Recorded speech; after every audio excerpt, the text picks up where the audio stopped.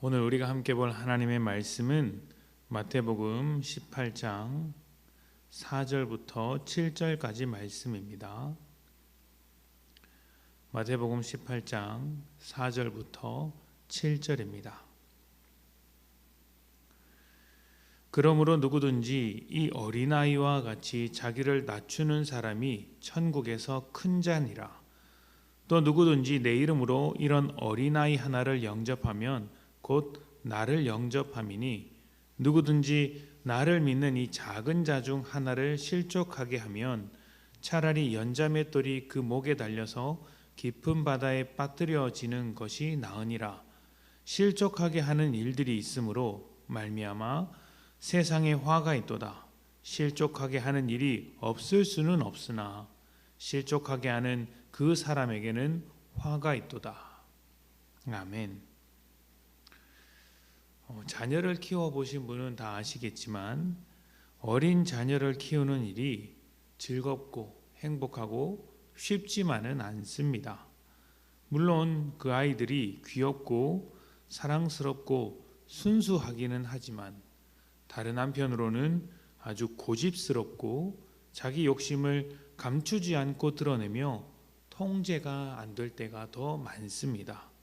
매우 이기적이죠. 그래서 아기가 언제 제일 이쁘냐라고 물으면 대부분 동감하시는 대답이 잘 때 가장 예쁘다, 이렇게 이야기를 합니다. 자기의 이기심을 드러내면서 그렇게 부모와도 싸우는, 형제와도 싸우는 아기가 잠을 자면서 아무것도 하지 않을 때 그냥 그때가 제일 예쁘고 깨어있을 때는 참 나를 힘들게 한다, 이렇게 이야기를 하는 것이죠. 이런 어린아이는 혼자서는 절대로 살아갈 수 없는 존재이기에 부모의 도움을 반드시 필요로 합니다. 예수님께서 어린아이와 같이 자기를 낮추는 사람이 천국에서 큰 자라고 하셨습니다. 이 말은 어린아이의 순수함을 말하는 것이 아닙니다. 이기적이고 고집스러운 모습을 가진 인간, 죄 많은 인간이기에 도움이 필요하다는 것을 인정해야 한다는 말씀을 하시는 것이죠. 자기를 내세워 구원을 받는 것이 아니라 하나님의 도우심과 은혜로 구원을 받기 때문에 사람은 겸손할 수밖에 없다, 자기의 처지를 알고 낮아질 수밖에 없다고 이야기를 하시는 것입니다.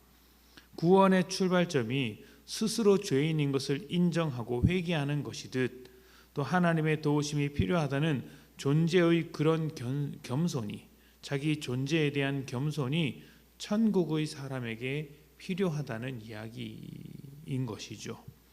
자, 그렇다면 스스로의 죄인됨을 인정하고 하나님 나라의 백성된 사람은 어떤 사람들일까요? 우리들이죠. 예수를 믿는 우리들이 하나님의 도우심을 인정하고 죄인됨을 인정하고 그렇게 구원받은 자들입니다. 그래서 우리는 모두 어린아이 같은 자들입니다. 아이들과 같이 순수하고 사랑스럽다라는 것이 아니라 죄인으로서 인간의 모든 약함을 고백하고 인정하는 사람들이라는 것이죠. 어린아이는 부모의 관심과 사랑을 필요로 하지 않습니까? 그래서 예수님은 이런 어린아이 하나를 영접하는 것이 자신을 영접하는 것과 같다고 하셨습니다.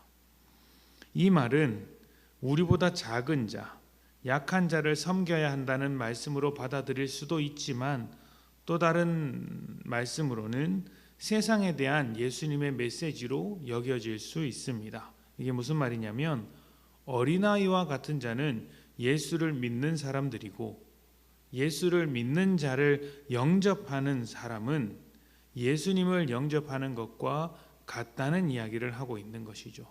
다시 말씀드리면 세상이 교회를 영접하면 교회 안에 있는 교회의 머리 대신 예수님의 말씀과 진리를 영접하는 것과 같다는 것입니다. 6절을 보면 이 의미가 더 분명해집니다. 누구든지 나를 믿는 이 작은 자 중 하나를 실족하게 하면 바다에 빠져 죽는 것이 낫다는 강력한 경고의 말씀을 하십니다. 나를 믿는 이 작은 자, 나를 믿는 어린아이와 같은 자라고 말씀하셨습니다. 이러한 예수 그리스도를 믿는 자를 세상이 공격하고 넘어뜨리면 세상은 어딜 가서도 구원받을 방법이 없다.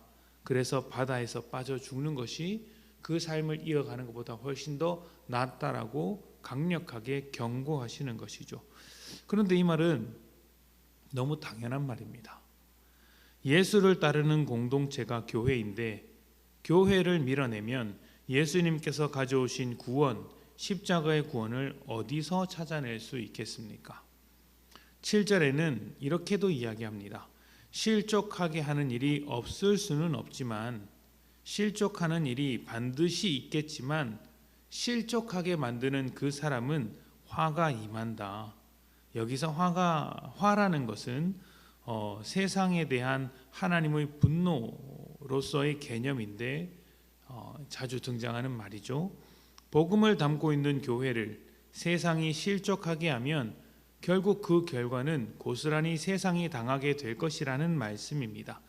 다르게 말하면 세상으로부터 공격당할지라도 교회는 부모의 손을 잡은 어린아이와 같이 하나님과 함께하기 때문에 그 가치가 절대로 훼손당하지 않는다고 말하고 있는 것입니다.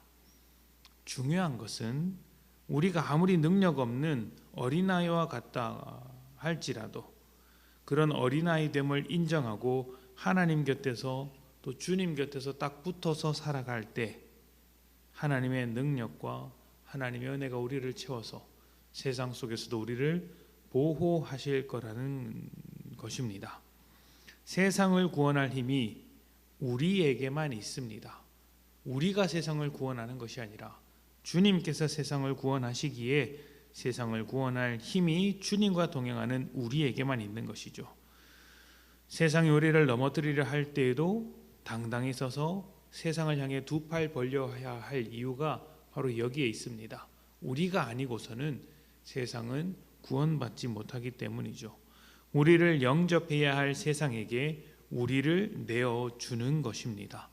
주님께서 자신을 우리에게 주신 것처럼 세상에게 우리를 던져줄 때 세상이 우리를 영접하며 예수 그리스도를 만날 수 있는 것이죠. 우리는 모두 어린아이와 같은 사람들입니다. 연약하지만 하나님 때문에 살아갑니다. 하나님밖에 없습니다. 그렇지 않습니까? 어린 자녀가 부모 없이 살 수 없듯 하나님 없이 살 수 없는 우리의 인생임을 고백하며 오늘도 더욱 주님과 함께 하시기를 축복합니다. 세상이 우리를 영접하며 예수를 영접하는 놀라운 역사가 일어날 것입니다. 함께 기도합시다.